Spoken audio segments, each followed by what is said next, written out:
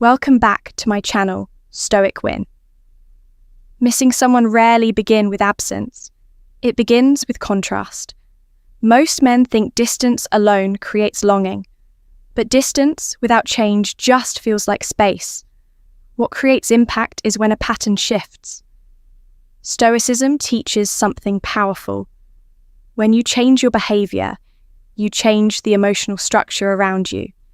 And when you change one specific pattern, the pattern of over-availability, something unexpected happens.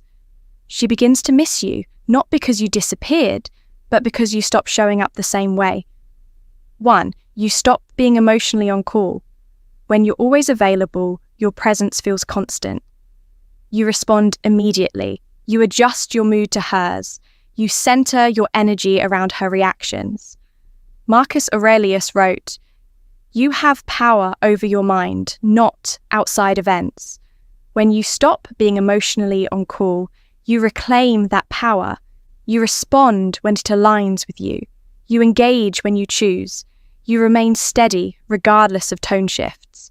And when your presence is no longer automatic, its absence becomes noticeable. 2. You stop filling every gap. Silence used to trigger action. If conversation slowed, you revived it. If energy dropped, you increased effort. If distance appeared, you chased clarity. Epictetus said, "No man is free who is not master of himself." When you allow gaps to exist, you create space for reflection. You don't panic at quiet moments. You don't rush to repair minor tension. And in that space, she begins to feel what's missing. 3. You stop over-explaining your intentions.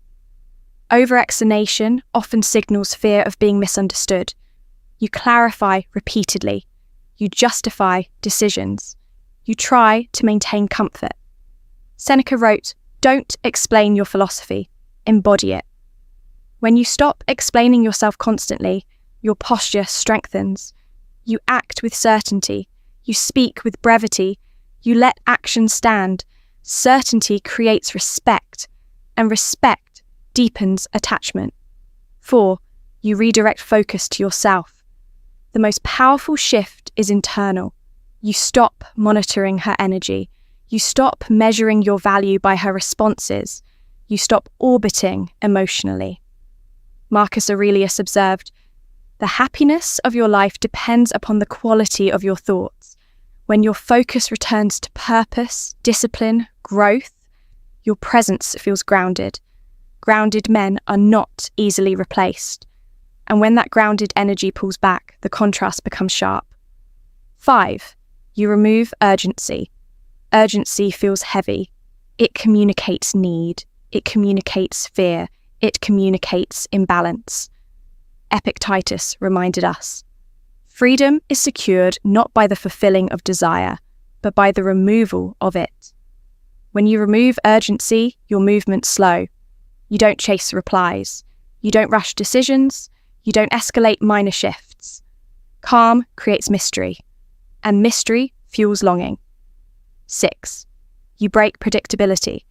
Predictable patterns lower tension. If she knows you will always lean in, always initiate, always repair imbalance, there is no emotional contrast. Seneca wrote, "He who is brave is free." When you change your pattern, certainty disappears. You're still present, but differently. You're still steady, but less accessible, and unpredictability creates thought. Thought turns into missing.